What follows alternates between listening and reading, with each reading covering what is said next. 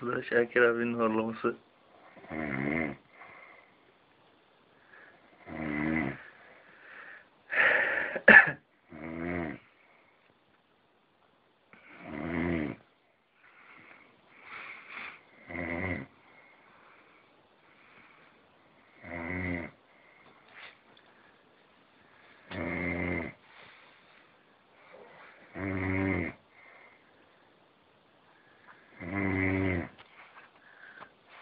Abi kardeş kapışıyorlar çünkü bir tarafta Fatih, bir tarafta Şakir.